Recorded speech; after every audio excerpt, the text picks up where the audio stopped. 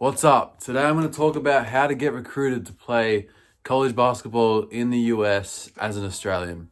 Now for me, I grew up in Melbourne, played my juniors, went into youth league, played all that sort of thing, and then I went over in 2024 and I've currently played 2 years of college basketball and I'm about to go back to America in 2 months for my third year.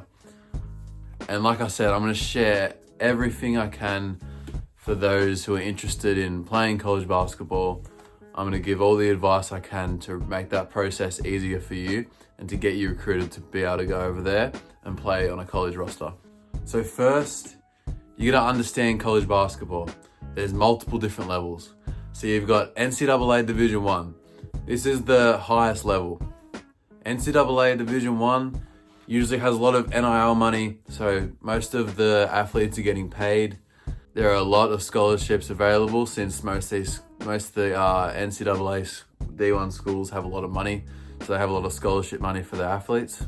And then you got NCAA Division 2, where there's still some NIL money, full scholarships are available, and this is also a very, very high level of basketball. And then you've got NCAA Division 3. Now, NCAA Division 3 schools are mainly academic. They do not provide any athletic scholarships, so that leads to them being very, very expensive. But a lot of these schools are still pretty big in size, still have very nice facilities, but they just are very, very expensive. And then you got NAIA. NAIA can still provide full scholarships. These schools are traditionally smaller and a bit lower of a level than NCAA Division 1, Division 2. So NCAA and NAIA are 4-year programs where junior colleges are 2 years. So in junior college, you've got JUCO Division 1. So JUCO Division 1 can still provide full scholarships. Depending on the school, facilities can be really good or they can be average. And then you got JUCO Division 2. JUCO Division 2 usually only offers partial scholarships, so it is a bit more costly. And then JUCO Division 3. JUCO Division 3 is very expensive because they have limited scholarship money. Most of these schools don't have as much money compared to others. Now quickly, I'm just gonna say some non-negotiables. If you want to go play college basketball, you already have to be living your life day to day like a college athlete. This means training every day, lifting weights, eating the right foods, recovering properly. That is how college athletes live their day-to-day lives. So if you're not doing that, there are things you have to be doing. If you're stuck on workouts or you need help with a training plan, comment down below and I can help you. And look at some of my other videos, I've got workouts on there too. Anyway, where coaches will notice you. These days, all coaches are on X, which I still call Twitter. So coaches on here, they'll have profiles and they use Twitter or X to look at athletes, view athletes' profiles and their highlights, and they'll use this to recruit their rosters and pick which players they want in their teams. So as an athlete, you must have an X account. On this X account, you want to be posting highlights from your games.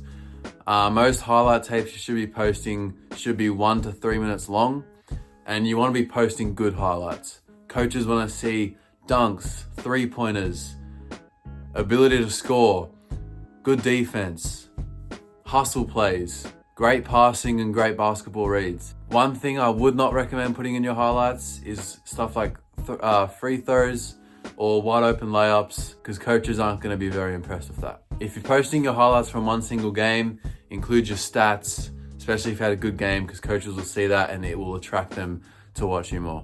So to set yourself up to get good highlights, you need to be playing on a team where you're the best or you're at least in the top 3 best players in that team. This is because if you're one of the best players in your team, you're going to be playing big minutes. And you're going to need to play big minutes to get a variety of clips from your games and just have a lot more game film there to be able to create highlights and send it to coaches. And also, if you're one of the better players in your team, you're more likely to have better games where you can post those stats as well, and coaches will be interested in that.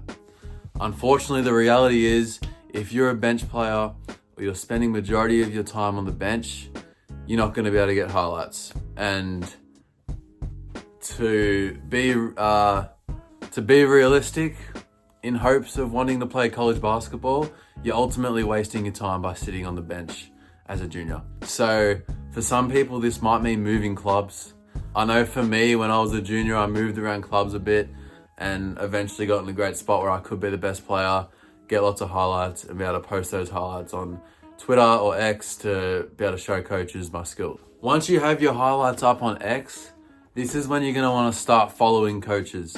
So do your research, understand what level you want to play at in America, and look up some of the schools you want to play at, look at their coaches and find them on X. Now follow them and send them messages, introduce yourself, tell them you're interested in their program, all that sort of thing. Don't copy and paste the same message and send it to every coach. Coaches are usually able to pick out which messages are just copy and pasted and then which ones are genuine.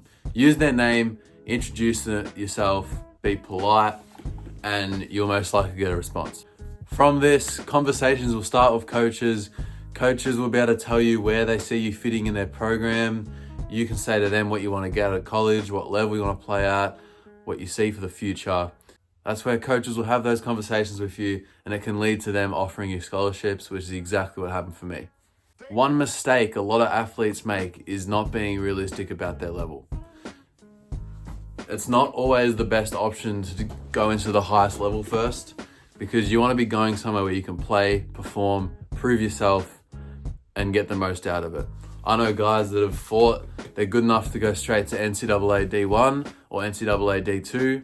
They end up getting an opportunity to do that, but they get there, they're sitting on the bench the whole year, and they don't get any better, and they're kind of stuck. So for me, I knew that my best level to go to would be Junior College Division 1, which I did so, which allowed me to play big minutes, get a lot of opportunity, which led to me having a good season, having plenty of highlights to share with coaches, having plenty of big games and stuff, and then ultimately leading to me getting a Division 2 scholarship. Another thing you can do, which a lot of athletes do nowadays, is going over to the US to play in AAU tournaments, usually for 2 or 3 weeks. There's a lot of programs in Australia that do so. They take over teams, play in AAU tournaments, and usually college coaches are there. There's some exposure, which is great. For me, I went and played with Aussie Hoops. My experience with Aussie Hoops was awesome. Them coaches were great people.